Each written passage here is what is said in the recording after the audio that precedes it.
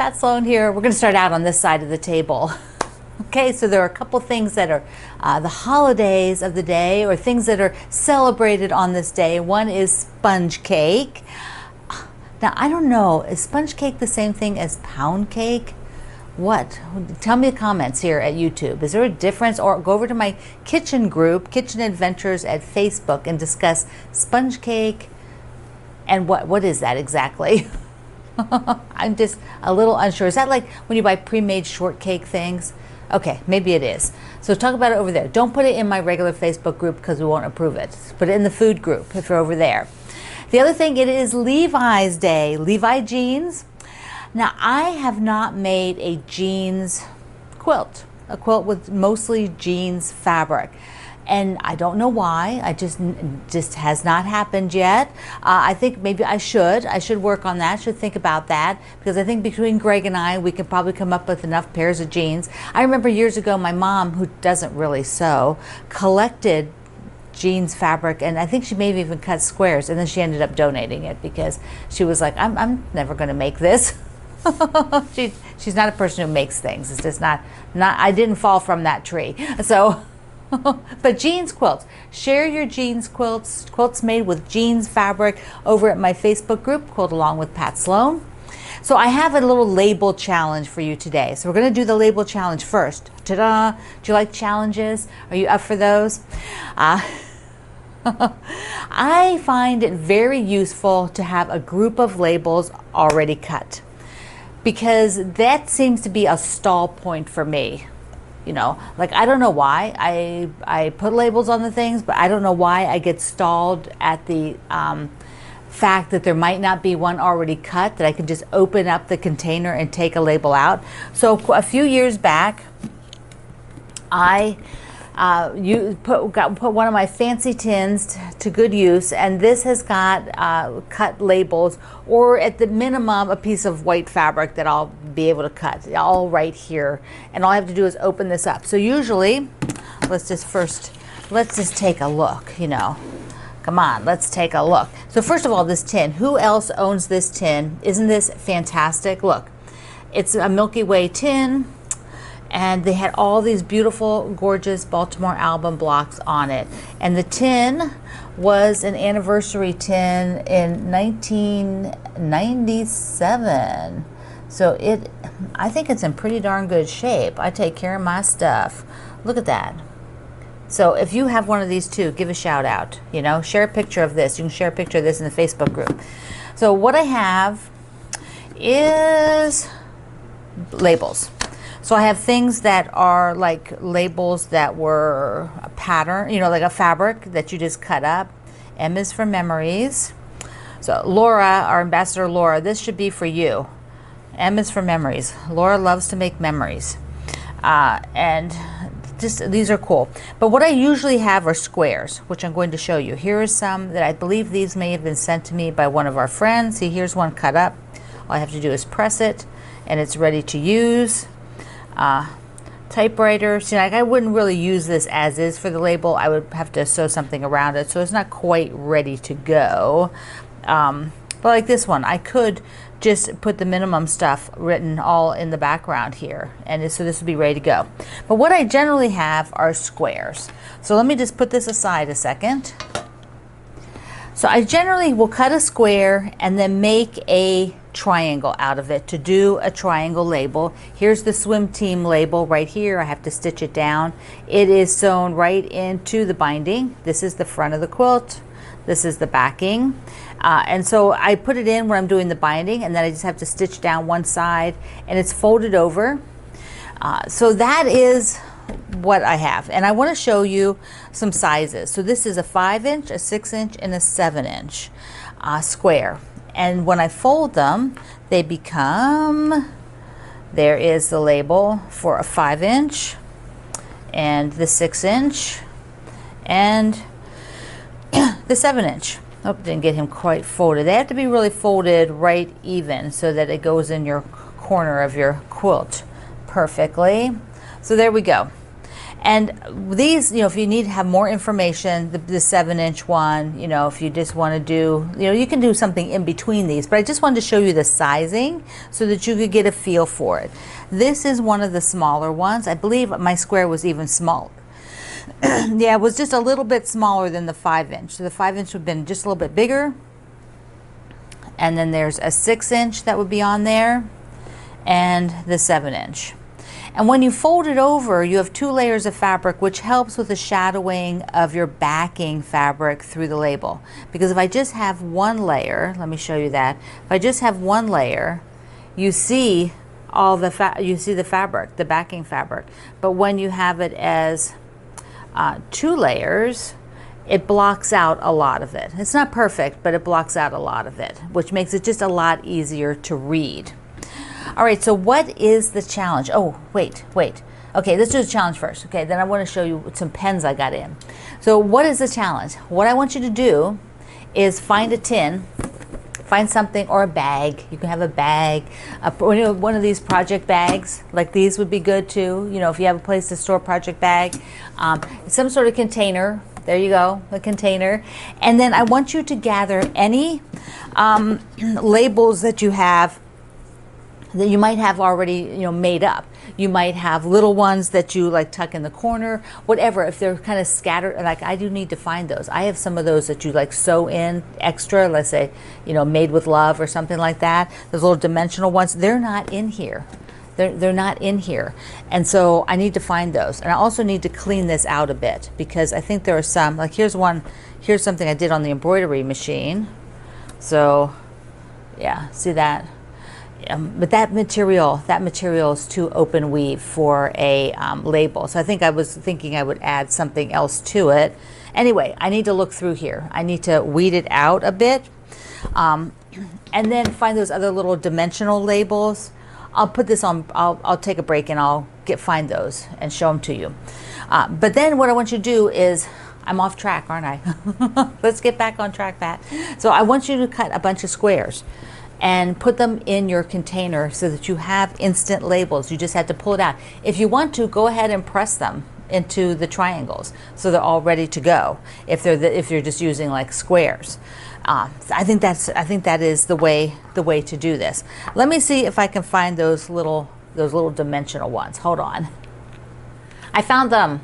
So they're little tags that you can add. Now you can have them custom made different places, but here they have like it's handmade. So you sew this open end. There we go. Sew that open end into your quilt, and then the folded edge, so it's like a little tag, like a little clothing tag kind of thing. But they're so cute, and there's all different varieties of these. I'll put a link to them. Made with love, handmade. See, there it says on the back, handmade. So they're just so cute to add in there. Now they don't have the information like you're going to write on the cloth one, but they're just cute, and they need to go in this tin. They need to go in here. Like the other thing then is I got some pens to try. Several of you recommended these pens, and so I got them.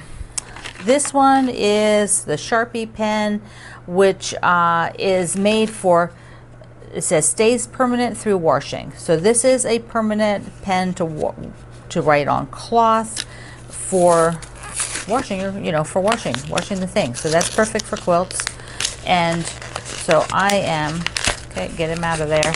So this one, I don't know if it had different tip sizes, but there we go. Let's just see. So this is a fairly wide tip. Now I don't know. It says fine, but you can see it's fairly wide, but it's still good. It would work. Yeah, that works really well. So there's that one. Now, of course, it's the washing part, which I'm not going to have the magic of video washing it. So sometime I will give a report back, or those of you who are already using them and have washed quilts many times and can tell us, leave a comment.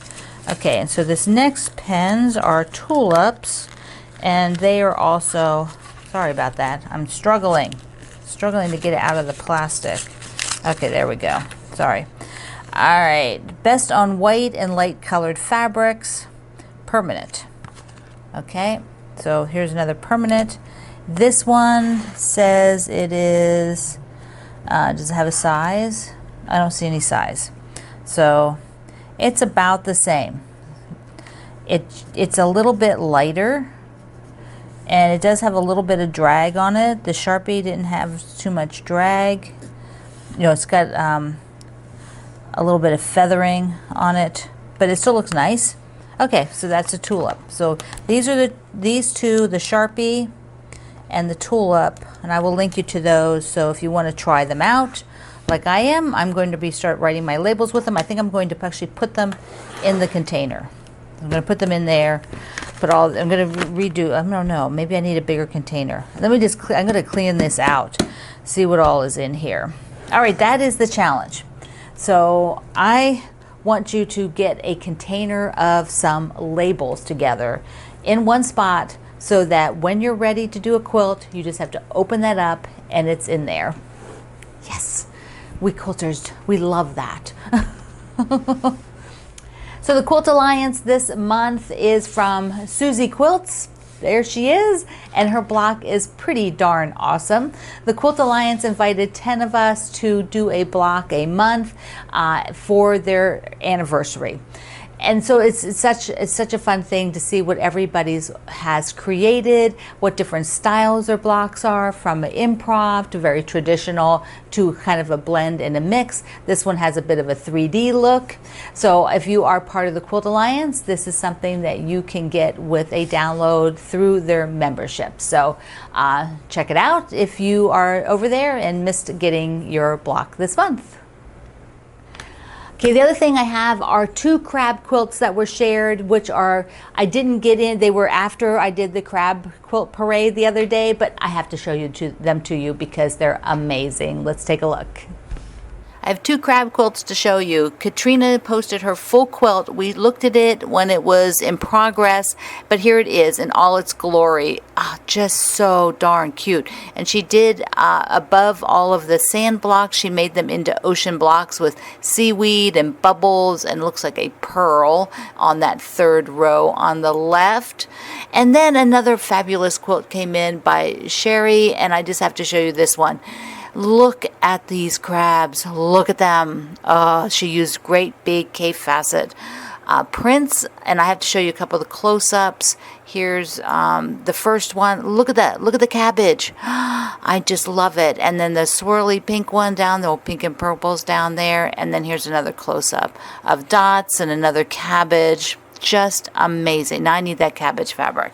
So thank you both for sharing your crab quilts, and I hope people still keep sharing them. Oh, look at her sand. Look, she did fussy cutting on the sand too. Look up at the left next to the pink one. So thank you. Now I definitely have to get some of the big cave cabbage fabric. I've always loved that fabric. It is so cool. Centered like that on the crab, they are so stinking cute. And my friends at Aliso Iron are doing a summer giveaway, a summer pink giveaway with one of their pink irons. So the giveaway is not just the iron, but you also have these other goodies, plus a summer read from author Marie Boswick, my friend Marie. And so it is a fabulous little giveaway, and you can do this over at the Aliso website, and I will give you a link to that in the description box below and at my website today. Now it does say Block Wednesday. I shouldn't have had that on the calendar because we're kind of like we wrapped that up, but since it's there, let me remind you to download your supply list and layout, quilt layout for the next Block Wednesday. And for a few of you that are fairly new to how this works, the squares are where the 9 mystery blocks go. So every week during the mystery, I will give you the block with a theme. You'll make the block, and then this is the setting I'm providing. You can of course do whatever you want with your 9 blocks, but if you want to set it like mine, this pattern has your directions for how to set the quilt, all of that. And it also is the supply list. So, and one day here soon, I'm going to walk through my fabric selection and then how you might sort of adjust it for other fabric selections that you would use if you're not using the same fabric that I am. Okay, Fruitcake. It's done. It's a flimsy. The top is all done. Tops, just tops, are called flimsies. That's what those of us in the know call it that. I've called it that for many, many years. So let's take this outside. I want to show you out on the line. Time for a little fruitcake. Here it is out on the line. Oh, it looks so good. Looks so good. I'm doing the binding. I'm going to show you that when we go back in, and I will show you the backing when we go back in. So I ended up sprinkling the blue. See, there was a little bit more in the blue, so we had more blue fabrics in this line, and it just looks so good sprinkled all around. Pops of yellow. It's got some of those. Okay, I don't know, I think I'm gonna have to use this one a while for myself because I really like it. So fun, right? I love putting it out on the clothesline. There was a little breeze, but it behaved while I was out there. So here is the backing. I'm gonna show you the backing. Okay, I had enough. I had enough of the blue persimmon, pear, whatever it is, fruit for the backing. I love how that turned out with put a strip, the orange strip. And then, I have enough orange that I could do orange binding. And I thought, you know what? I really like the blue. I like how soft the blue is. I sort of auditioned the orange. So instead, I think I need scrappy binding. Let's take a look at how I'm putting that together. Well, I really wanted the light blue for the fruitcake, and I'm just, this is what the cuts were left from making the blocks. And some had a little bit less than this, or some had maybe a little bit odder cut, depending on, but eventually I kind of got to this shape when I started cutting them. These were maybe done a little earlier. Then I also pulled the gold just in case I don't have enough, because, well, first of all, I could probably sneak this gold in that looks more blue, and the pear one has maybe too heavy a gold. But anyway, what I did is I went to the quilt and I put this like this length. Because I cut 1.5 inch wide single binding, I think I'm just going to be able to squeeze it out and maybe have to add a little bit of this one. I need like 3 lengths like this to do a side. And I don't really want it that long, which means I have to chop it off, which also means that there are seam allowances that get eaten up, so it's not that full length anymore. So what I'm going to do is I'm just going to go ahead and cut all of these and maybe a couple of these, and then sew it all together and see what the length looks like. I'll just put it up to the quilt, but I'm going to have to chop some of these. See how long they are? I just prefer them to be more chopped up, so I'll cut each one of these in half instead of this full length like here. So I'll just cut them in half. All right, that's the plan. Here's how I have the fabrics laid out, just in this sequence. Oh, that one's got the dots. See, there we go. So I've got this sequence, and I feel like I'm playing Russian roulette in a way, because I'm doing a diagonal seam, because I just want that look. I like that look for the scrappy binding, but I feel like, is there gonna be enough? Probably not. I probably have to splice in a few of those yellow pieces, but I wanted to show you what it looks like. And so, okay, let's get it done. let's see the results. I should have checked the number sooner. I have 1, 1, 1, 1, 1, 2. Oops, down here. 2 of these. So I could just, separate. Like, this is what I might do, is just go ahead and put one in here between these guys.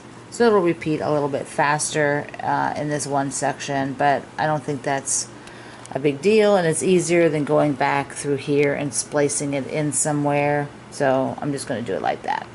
That needs turned over so you can see it. Okay, so this is the last group. So here it is. There's all the little connectors, how I went together. And so I am just going to have to carefully, I like to release the connector first, like in here, between them. Let me just scroll in, because I don't want to accidentally cut it wrong. And I found over the years that if I just run the rotary cutter just over those connector threads. That releases it so that I don't accidentally like slice into the strips. So then I just come along and I cut them like this after they're sort of released, Okay, so I've got to do, let me scroll out. I have to do all of those because when we have scrappy binding, we have got so much that you have to do. All of that. Okay, let's see, and then I'll press it and see if I've made enough. And here it is. Here it is. Whoops. Tons and tons of scrappy binding. Look, see, it turned out so cute. And it's very blue. So I only had to use that one piece of the yellow, and I made it. And there's extra, but basically I came up afterwards and, held it long enough to see, yes, it's long enough, 2 of those, and then, 2 of the widths with some extra, and it's enough.